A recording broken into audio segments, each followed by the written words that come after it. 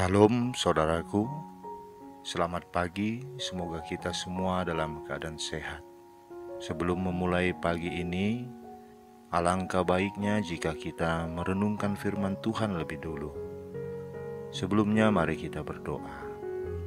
Bapa di sorga, kami bersyukur atas hari yang indah ini, yang kami yakini penuh dengan harapan.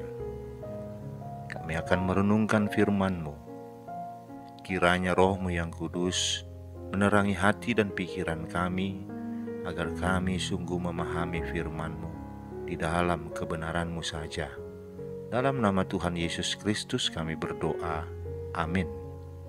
Firman Tuhan yang menjadi renungan kita pagi ini, Yesaya 44 ayat 6. Beginilah firman Tuhan, Raja dan Penebus Israel, Tuhan semesta alam. Akulah yang terdahulu dan akulah yang terkemudian. Tidak ada Allah selain daripadaku. Demikian firman Tuhan. Saudaraku, umat Israel berada dalam pembuangan saat firman ini disampaikan oleh Nabi Yesaya. Mereka hidup dalam kesengsaraan, kepedihan, keterpurukan. Terlebih mereka harus hidup di tengah-tengah kehidupan orang yang menyembah banyak berhala. Namun janji keselamatan yang disampaikan Allah melalui Nabi Yesaya ini menjadi kekuatan bagi umat Israel. Di dalam keterpurukan dan keputusasaan, firman Tuhan menjanjikan keselamatan bagi mereka. Tuhan menguatkan mereka dengan mengingatkan bahwa Dia adalah yang terdahulu dan yang terkemudian. Allah menyaksikan sendiri kepada umat Israel, juga kepada kita, bahwa sejak dulu kala Ia adalah Allah yang terdahulu dan yang terkemudian. Yang kemudian dalam kitab Wahyu kita kenal dengan Alfa dan Omega. Allah yang ada dengan sendirinya, tanpa diciptakan dan akan terus ada hingga selamanya.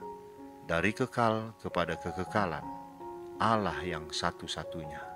Bahwa Allah yang dulu menyertai nenek moyang mereka keluar dari tanah Mesir menuju tanah perjanjian, Dia jugalah yang akan menyelamatkan mereka dari pembuangan. Tidak ada ilah-ilah lain yang dapat menyelamatkan mereka selain Tuhan Allah. Tidak ada sesuatu hal yang baik akan mereka dapatkan jika menjauh dari Tuhan Allah. Pernyataan Allah ini juga menantang mereka untuk mengungkapkan, adakah ilah-ilah lain yang sanggup menyatakan hal-hal yang akan datang? Sebab masa depan ada pada Tuhan saja, dan keselamatan hidup hanya ada pada kuasa dan kendalinya. Pertanyaan tersebut menyapa kita juga saat ini. Dapatkah kita menyamakan atau membandingkan Tuhan Allah dengan segala sesuatu yang ada di muka bumi ini? Namun kekhawatiran dan ketakutan hidup terkadang membuat banyak orang harus takluk kepada pekerjaan iblis, sehingga mau menyembah hal-hal yang sia-sia. Kekhawatiran dan ketakutan hidup membuat orang telah memandang masalah dan kesulitan lebih besar daripada Tuhan Allah. Karena kekhawatiran, ada orang yang mengecilkan kekuatan Allah dan lebih meyakini pekerjaan-pekerjaan iblis untuk mengatasi masalahnya. Terlebih ketika ada orang yang hanya mengharapkan sesuatu yang kelihatan secara fisik dari Tuhan, sementara dia tidak menyadari kasih Tuhan lebih dari sesuatu yang kelihatan. Dalam perjalanan kehidupan kita, pasti akan berhadapan dengan banyak masalah yang datang silih berganti. Sebagai anak-anak Tuhan, kita juga harus tetap jeli dan waspada, sebab kita akan berhadapan dengan kondisi hidup yang mendorong kita mengharapkan sesuatu yang kelihatan untuk lebih mencintai tubuh yang akan lenyap dan melupakan Allah yang kekal. Kita harus mampu melawan segala bentuk penyelesaian masalah dengan cara-cara yang menjauhkan kita dari kuasa dan kekuatan Allah. Biarlah kita selalu memiliki keyakinan dan iman yang teguh kepada Tuhan Allah. Tidak ada sesuatu di dunia ini yang akan memimpin kita kepada keselamatan yang kekal selain daripada pimpinan Allah saja. Oleh karena itu, Jangan pernah menyerahkan keselamatan hidup kita kepada apapun yang ada dalam dunia ini selain kepada Tuhan Allah. Tidak ada alternatif keselamatan lain, sebab jalan keselamatan hanya ada satu, yaitu di dalam nama Tuhan Yesus Kristus. Amin. Kita berdoa. Bapa di surga, kami mengaku dan percaya Engkaulah Allah yang terdahulu dan Engkaulah Allah yang terkemudian. Engkaulah Allah satu-satunya. Karena itu, kami tidak akan takut dan gentar menjalani kehidupan kami di dunia ini.